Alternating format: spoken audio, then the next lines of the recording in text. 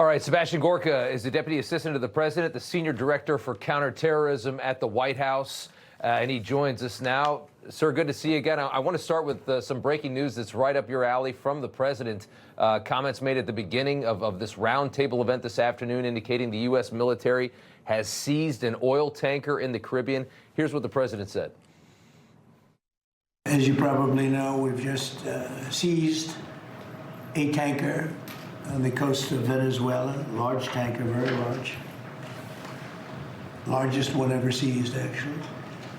And other things are happening, so you'll be seeing that later, and you'll be talking about that later. You'll discuss that with the appropriate people later on, but no, it was seized for a very good reason. All right, so Politico is reporting that this is a Cuban oil tanker, which would be full of Venezuelan oil, which Cuba gets oil from Venezuela. After a number of drug boat strikes, so this is, I guess, a new tactic against Maduro as the White House looks to force this dictator out of power, is what it feels like. What can you tell us? It's much more than that, and let's just start by saying go Coasties. So God bless our Coast Guard in this action, and elements of the Department of War as well. This is a member of a shadow fleet. The attempts to evade sanctions and also to just do an end run around international law with flags of convenience. We're not going to allow this anymore. So whether it's Venezuela or whether it's other countries like Iran that are making money in ways that are illegal and counter the U.S. national interest, as elucidated so very, very eloquently in the President's national security strategy that we published on Friday. We are very serious, whether it's drug boats, whether it's illegal tankers. We're going to take action where we see fit and where it threatens our national security interests as the United States. Is that accurate from Politico? This was a boat full of oil that was heading to Cuba and then to be sold off from Cuba to someone else? You really, Rob, I am not going to say Politico is right about anything. They are scum. They are gutter press. If you don't believe it, go and watch the interview I gave with their White House correspondent a few months ago, or the one where the president called the same fake hack non-journalist to account in his interview with her recently. I would say, yes, it's breaking news. Yes, the president has announced the key aspects of that incredibly successful mission.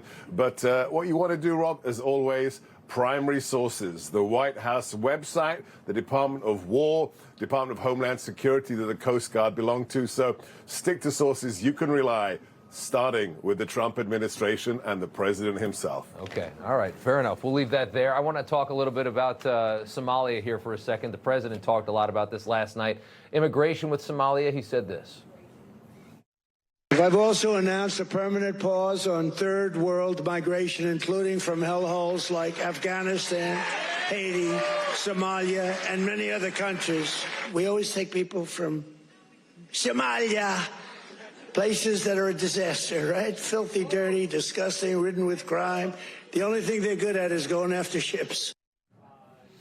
All right, so we've essentially started adopting the rest of the world, is what it feels like. We're bringing in third world refugees who largely are coming here and surviving off our welfare system. It's over 80%, the number of Somalis that are on some form of welfare in the state of Minnesota.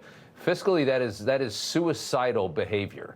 And if we're going to start doing this, then why don't we just start sending tanker ships all through Africa and Asia and bringing the entire world that lives on less than $1 a day, just import them into the United States, and we'll just start putting them up? You're absolutely right. Again, all of this is made incredibly lucid in the president's national security strategy. We have to save Western civilization. He made some very blunt comments in that document from Friday about what's happening in Europe, unfettered illegal immigration. Look at the situation across the pond in the UK and the trouble it's causing in terms of crime there as well, in the actual drain on the national coffers of our allies across the pond. Look, it's very clear that when you come to this nation, you have to assimilate, and nobody has a right to come here. I am an immigrant to the United States. I got in line.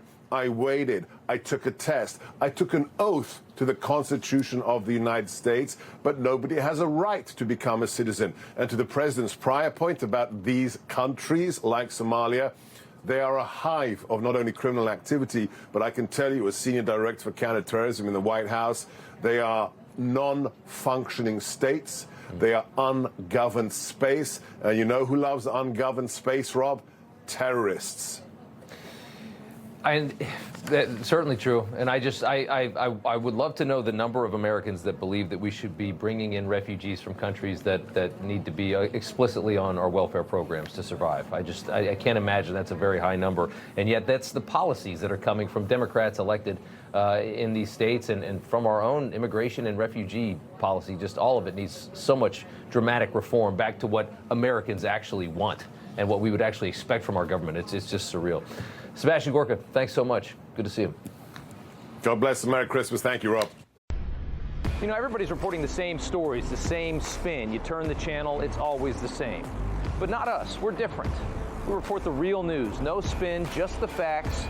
Turn to us, and you won't turn back. Tune in to Rob Schmidt tonight on Newsmax.